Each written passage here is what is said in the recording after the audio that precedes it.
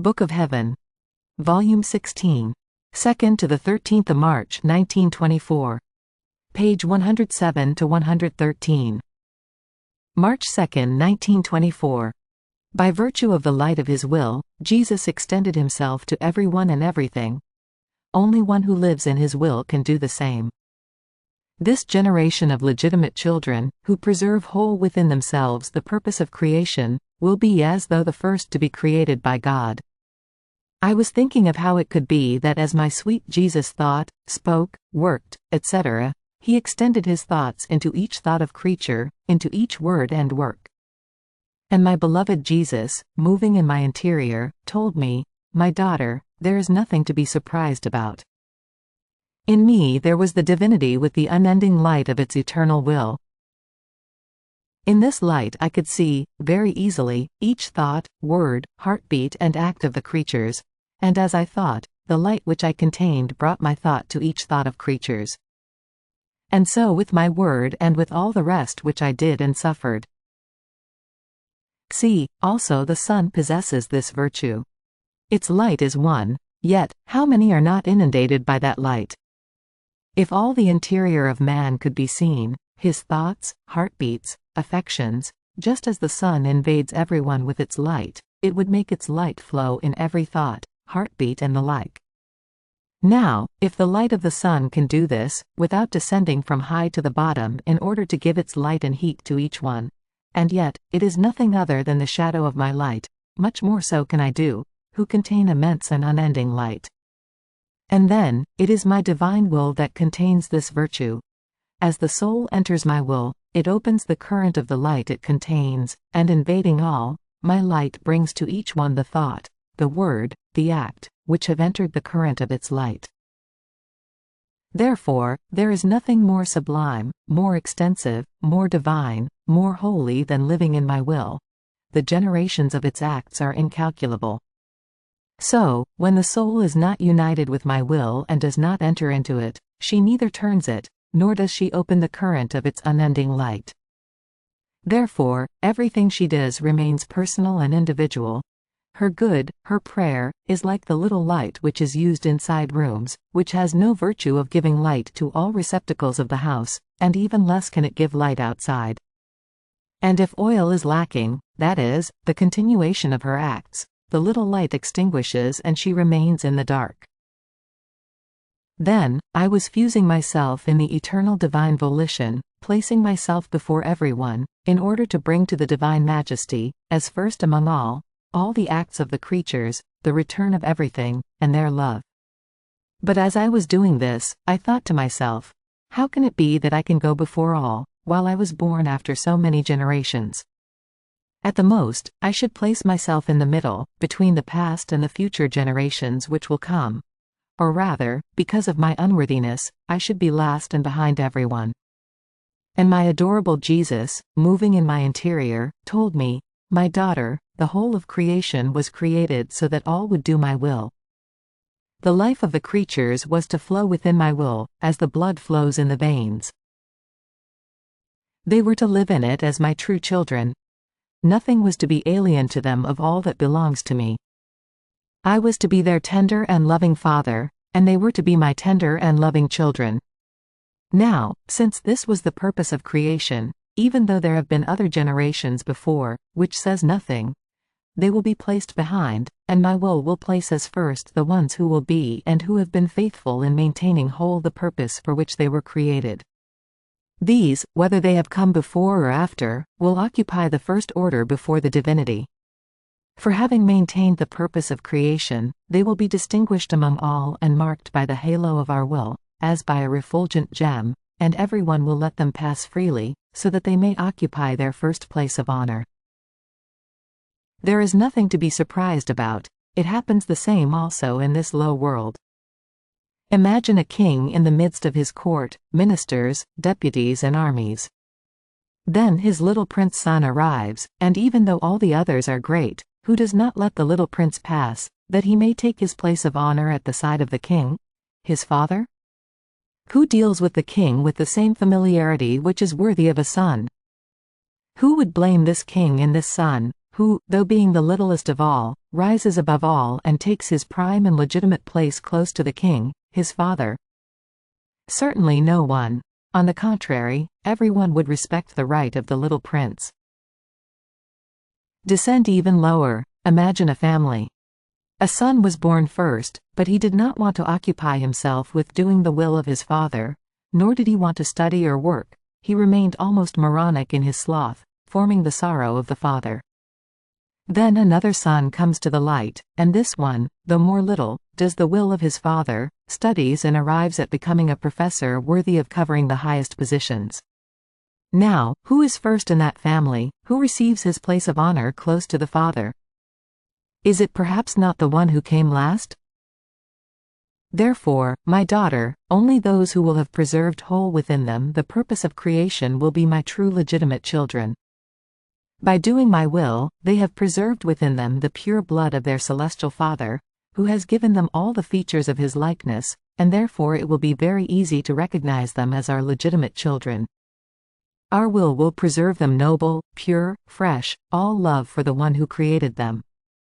And as our children, who have always been in our will, and who never gave life to their own, they will be like the first to be created by us, and will give us the glory and the honor of the purpose for which all things were created. This is why the world cannot end. We are waiting for the generation of our children, who, by living in our will give us the glory of our works. These will have my will alone as life. It will be so natural, spontaneous, effortless for them to do the divine will, just as natural is the heartbeat, the breathing, the blood circulation. And so, for them we will not keep it as a law, because laws are for rebels, but as life, as honor, as beginning and as end. Therefore, my daughter, may you take to heart my will alone.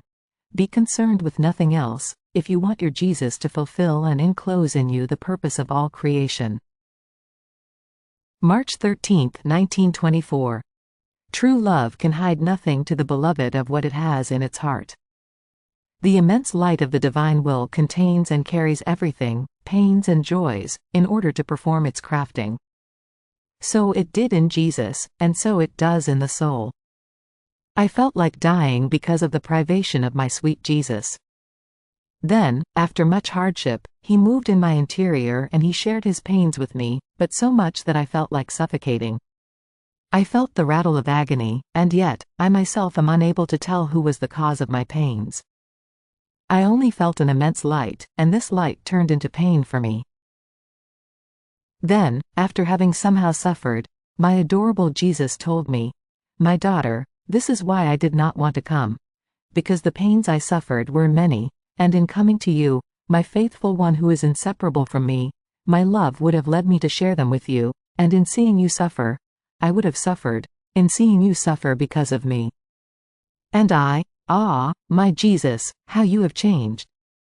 It shows that you no longer want to suffer together with me, you want to do it by yourself. After all, if I am no longer worthy to suffer together with you, do not hide, but come without making me suffer. It is true that not taking part in your pains would be a nail too piercing for me, but it would be less painful than your privation. And Jesus, my daughter, you do not know the nature of true love, and this is why you speak in this way. True love can hide nothing to the beloved, either joys or pains. For one sorrowful thought, for one fiber of the heart, which it hides and does not pour into the beloved, it feels as though separated from her, discontent, restless, and until it pours all its heart into the loved one, it cannot find rest. So, coming without pouring in you all my heart, my pains, my joys and the ingratitude of men, would be too hard for me. I would rather content myself with remaining as though hidden in the depth of your soul, instead of coming without sharing with you my pains and my most intimate secrets. Therefore, I will be content with suffering in seeing you suffer, rather than not pour all of my heart in you. And my Jesus, forgive me. I said this because you said that you suffered in seeing me suffer. But let nothing ever be, which may divide us in love. Rather, any pain, but separate, never. And Jesus added, Do not fear, my daughter. Wherever my will is, there cannot be separation in love. In fact, I did nothing to you, it was the light of my will to make you suffer. Penetrating into you as most pure light, it brought my pains down to the most intimate fibers of your heart. My will is more piercing than any sword, more than nails, thorns and scourges. Being most pure light, in its immensity, it sees and encloses everything. Therefore, it contains the power of all pains, and as it makes its light penetrate the soul, it brings the pains it wants. So, since your will and mine are one, the current of its light brought you my pains. So did my divinity operate in my humanity. Its most pure light brought me pains at every breath, at every heartbeat, at every movement, into my whole person. Nothing was hidden to it, either that which was needed in order to restore the glory of the Father on the part of creatures, or their offenses, or that which was needed in order to save them. Therefore, it spared me nothing. Its most pure light crucified my most intimate fibers, my heartbeats of fire, and so it made of me the perpetual crucified, and not only in my hands and feet. Rather, its light, scanning me completely, crucified the most tiny particles of my person. Ah, if creatures knew what my divine will made my humanity suffer for love of them, they would be drawn to love me as by a powerful magnet. But for now they cannot, because their taste is rough and profaned by the human will, and they would not enjoy the sweet fruits of the pains of my divine will. More so, since by living at the bottom, in the human will, they would not understand the height, the power, the attitude, the goods, which the divine will contains. But the time will come when the Supreme Will, making its way in the midst of creatures and making itself understood more, will manifest the pains which my eternal will made my humanity suffer. Therefore, when the light of my will flows in you, let yourself be scanned by it, that it may accomplish its perfect and full work in you. And if you do not see me often, do not afflict yourself. These are the new events which are preparing and unexpected things for the poor world, but the light of my will never be lacking to you. After this, my adorable Jesus disappeared, and I felt as though submerged in his will. I felt my poor littleness in contact with the divine greatness, height and immensity, my misery touched by divine riches, my ugliness touching the eternal beauty. In his will I lived of the reflections of God, and while receiving everything from him, I found everything and I carried all creation on my lap at the feet of the eternal majesty. It seemed to me that in his will I did nothing but ascend to heaven and descend upon earth, to ascend again in order to bring all generations, to love him for all, and to make him loved by all. Then, while I was doing this, my Jesus made himself seen again and told me, "My daughter, how beautiful and delightful it is to see the creature live in our will. She lives from our reflections, and while living from our reflections, she absorbs the likeness of her Creator within herself. So she is embellished, enriched, enlarged, so much as to be able to take everyone and to bring all to us, and she draws so much love from us as to be able to love us for all. And we find in her all our love, which we delivered in creation, our satisfaction, our contentment and the return of our works. Our love for the soul who lives in our will is so great that, by virtue of our will, the soul becomes that which we are by nature. We pour everything into her, not even a fiber do we leave out which is not filled of our own. We fill her so much as to make her overflow, forming divine rivers and seas around her, and we descend into these seas to amuse ourselves, admiring our works with love, and feeling fully glorified.